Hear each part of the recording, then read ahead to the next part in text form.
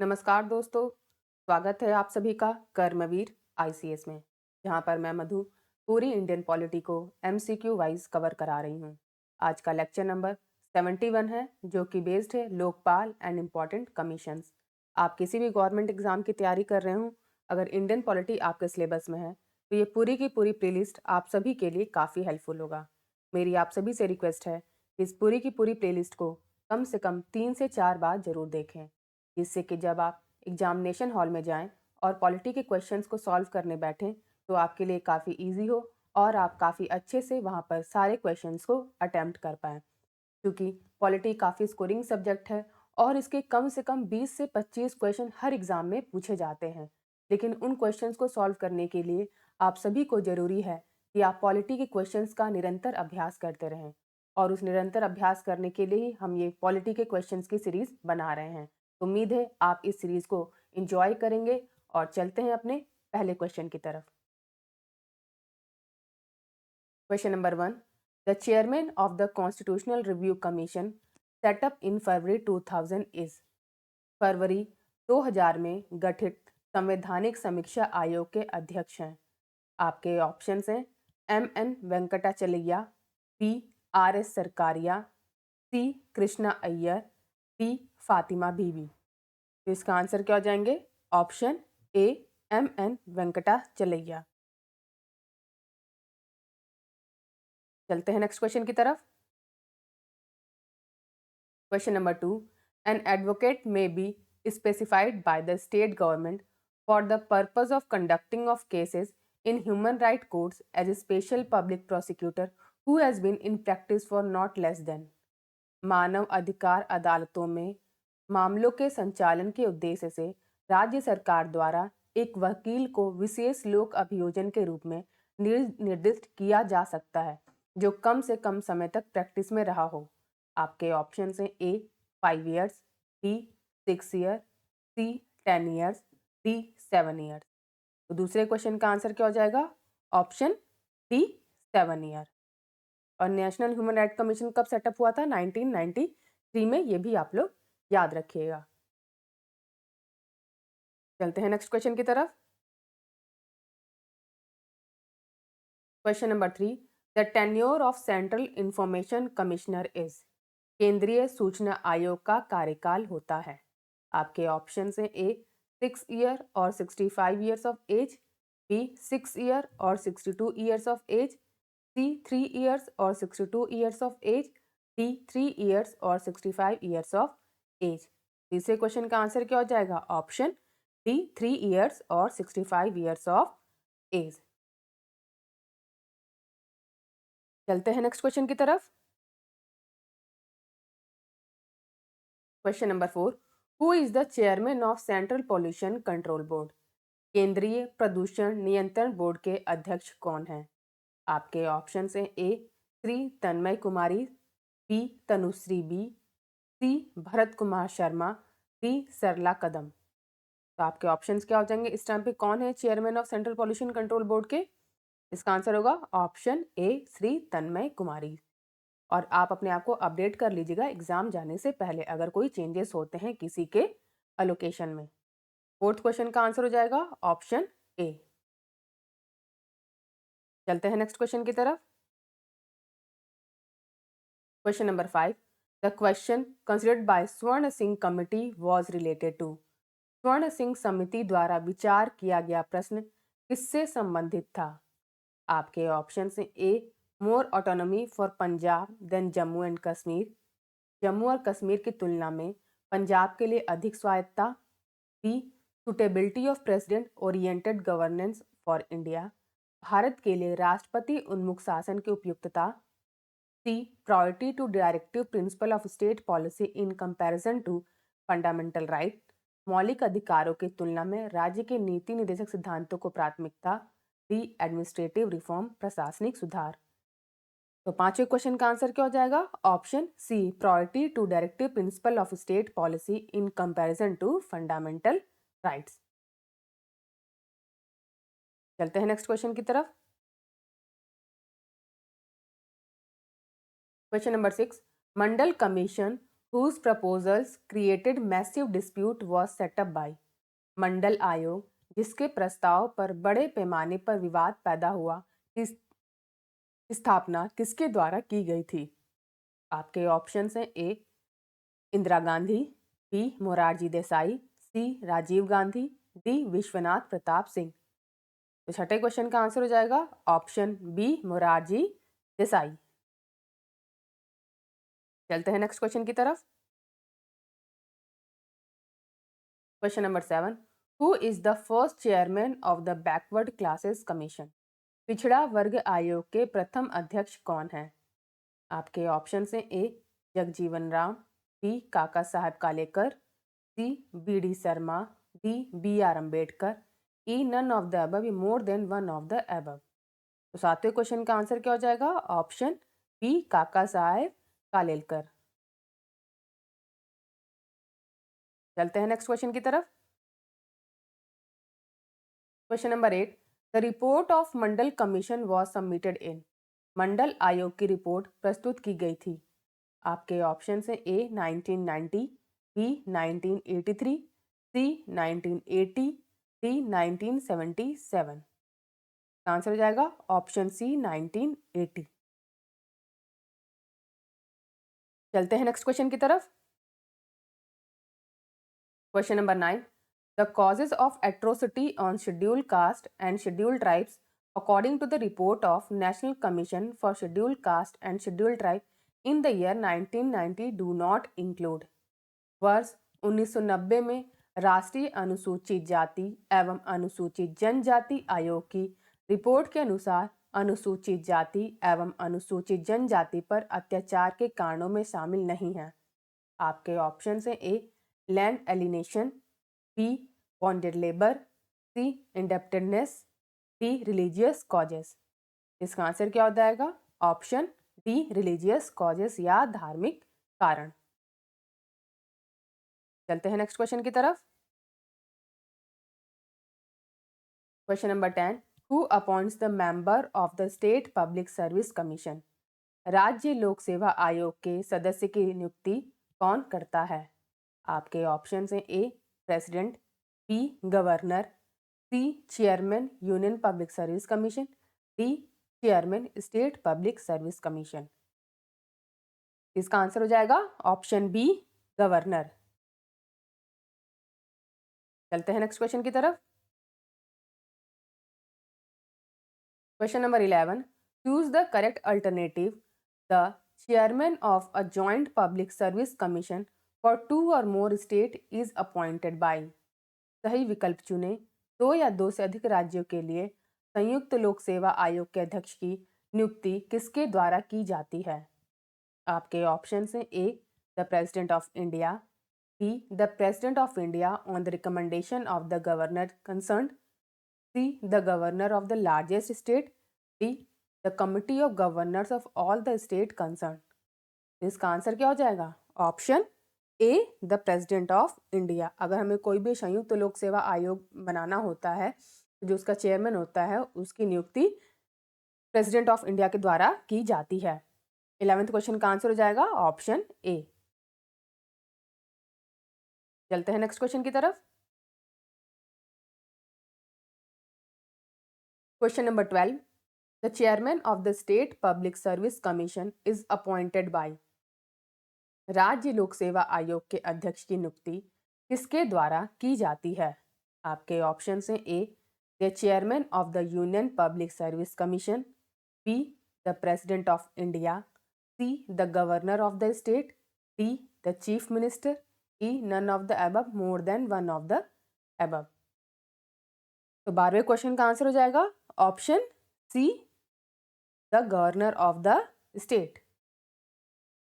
चलते हैं next question की तरफ।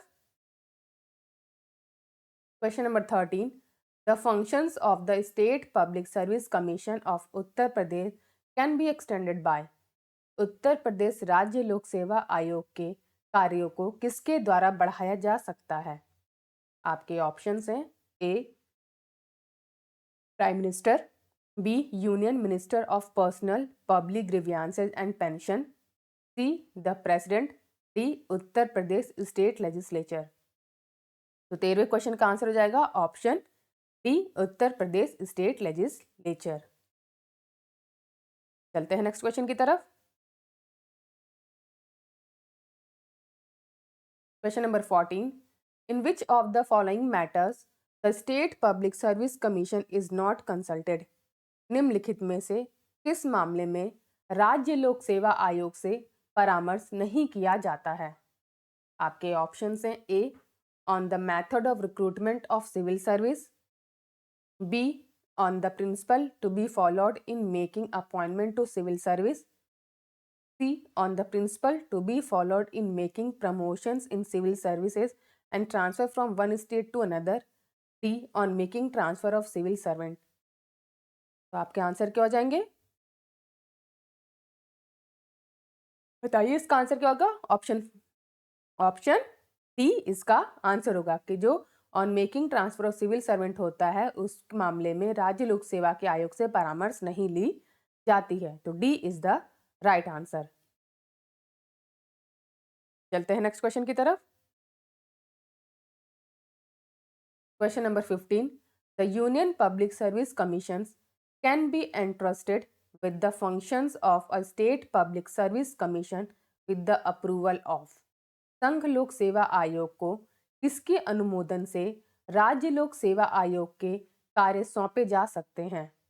आपके ऑप्शंस हैं A chief justice of India, B prime minister, C speaker of the Lok Sabha, D president of India.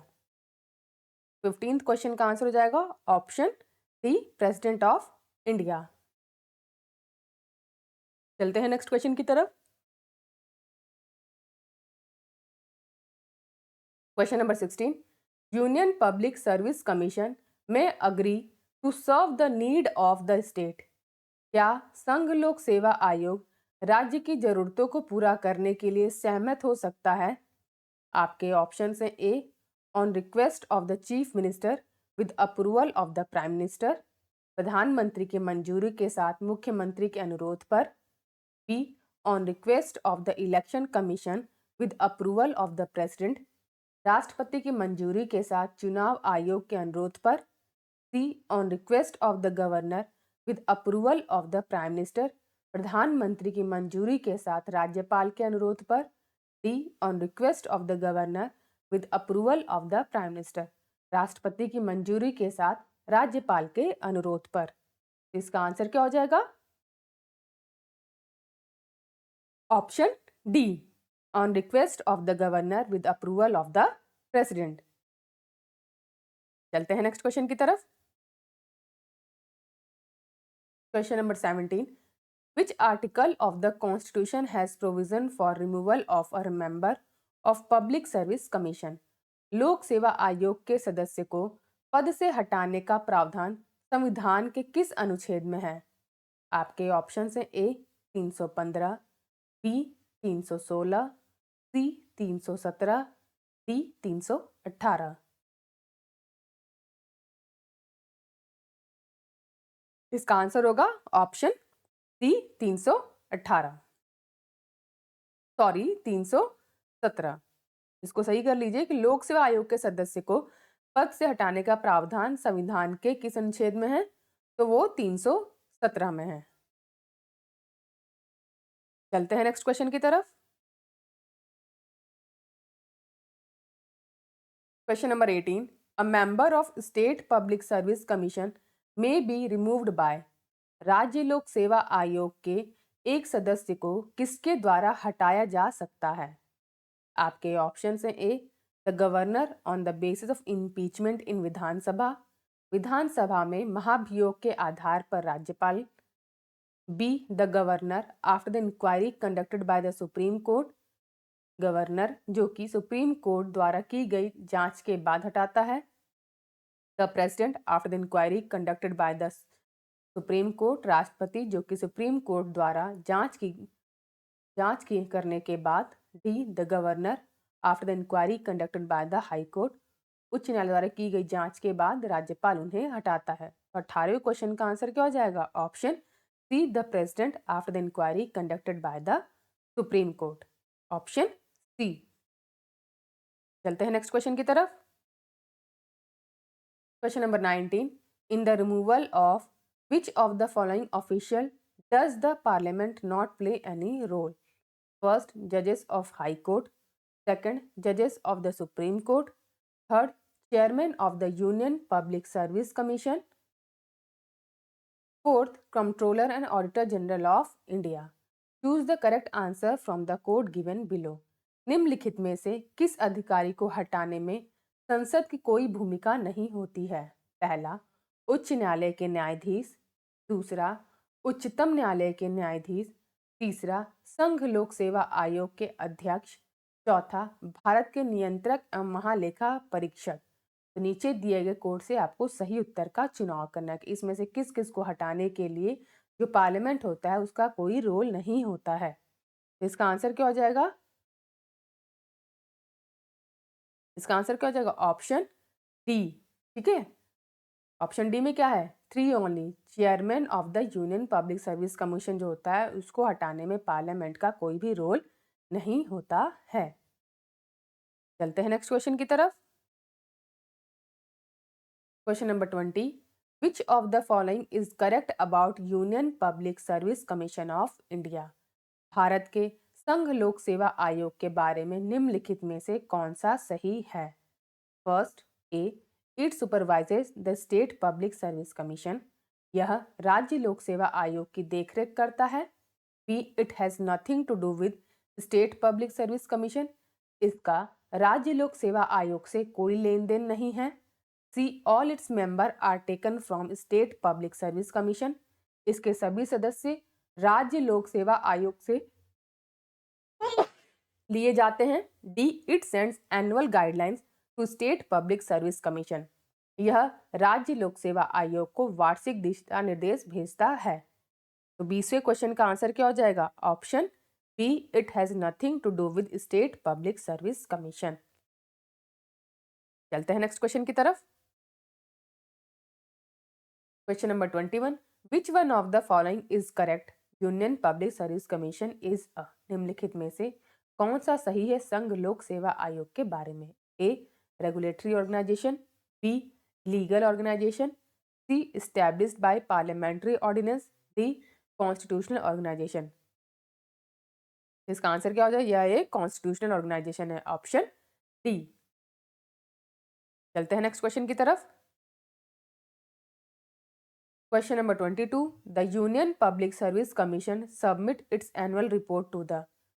संघ लोक सेवा आयोग अपनी वार्षिक रिपोर्ट किसे सौंपता है? आपके ऑप्शन है A, prime minister. B, president. C, speaker of the Lok Sabha. D, home minister. तो 22वें क्वेश्चन का आंसर क्या हो जाएगा? Option B, president. चलते हैं नेक्स्ट क्वेश्चन की तरफ।